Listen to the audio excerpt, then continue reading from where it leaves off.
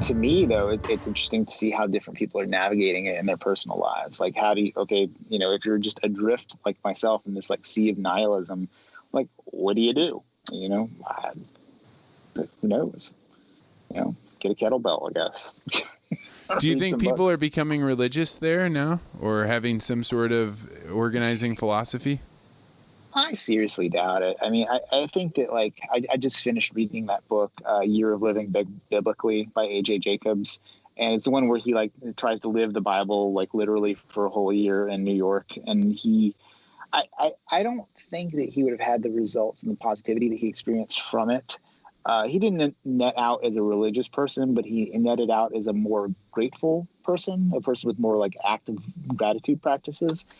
I feel like without a cultural connection, it's really tough. Like, I'm not looking at my yoga teacher for leadership in this moment.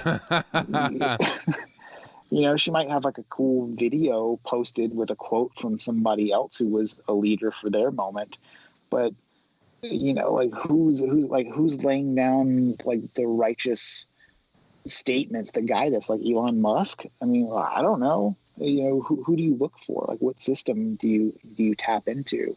Like, I don't have an answer. Yeah, I mean, just before this crisis broke out, I was reading the Unconscious Mind, or The Undiscovered Self by Carl Jung, and I was struck by how much he talks about how if you don't have an organizing principle like believing in God, that you will replace that with something else. And he was saying all the way in the 1930s that he believed that people that didn't believe in God would substitute the state. And they would start saying, the state is the one that is our savior. They're the ones that'll care for us. They're the ones we should trust, and move down the path towards, I think, what we consider socialism or communism. I see that now, probably clearer now that coronavirus has gone on than I have before, because really people did turn to the state and say, I don't know how to decide if I should go out or not. You tell me if I'm allowed to go out. They wanted the stay-at-home order because that made their lives simpler. Yeah, I mean, I definitely know people who are like, they're happy living on debt. They have low income.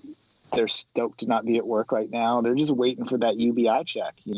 I went really deep into reading about universal basic income because I saw Andrew Yang speak here in San Francisco, and I was just really impressed with the way he comported himself and the fact that he's very funny and his crowd work is excellent. Like, from a comedian standpoint, he's just really good on stage. And I liked that he felt a little bit like a science fiction president. Like, the things that he was talking about, he wasn't president, but a candidate, he's talking about automation and what's going to happen because of that. And, what's the proper way to use Silicon Valley to not like tamp it down and allow China to surpass it, but to like let it be free, but also like collect, like basically milk it. It's all really interesting stuff. And, there's this movement called fully automated gay space luxury communism, which is kind of the more extreme version of Andrew Yang's UBI. And I think we're going to end up with something like that, where the state is basically like harnessing the power of its most productive, useful members of society. Like, you just say an Andrew or like an Elon Musk type. We'll just use him as an example. They'll say like, go ahead, go run your companies the way you want to, go fucking nuts.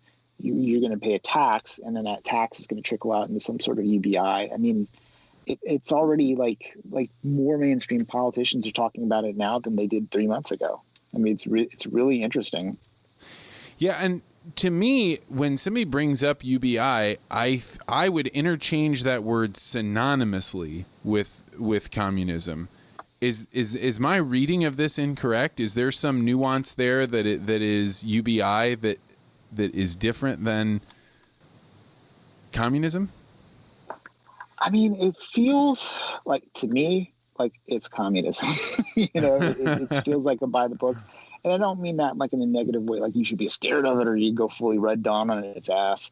But, you are taking things from one thing and moving it over to another. Like, where it gets weird to me, though, is when you start talking about like tech and data collection being the driver of the economy.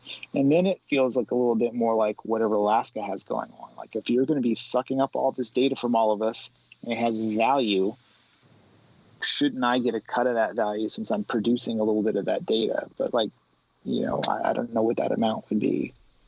That's really interesting, thinking of it as the oil reserves. If data is as valuable as oil as everybody says it is, and it probably is now because oil's so cheap. Yeah. And data is like a commons, like the whole internet is like a commons, and you could read Google and Facebook's complete overtake of it as something in the neighborhood of a tragedy of the commons, like overfishing or something like that. Or another way to look at it is they represent like when people want to like sell every patch of ocean so that nobody pollutes everywhere, like somebody's responsible for it. Like they're responsible for the whole ecosystem. So it's really not, it's like not Mad Max online. But the UBI thing is I think our most likely future, because it sort of harnesses like exceptionalism and the desire to be taken care of together. Well, I don't know how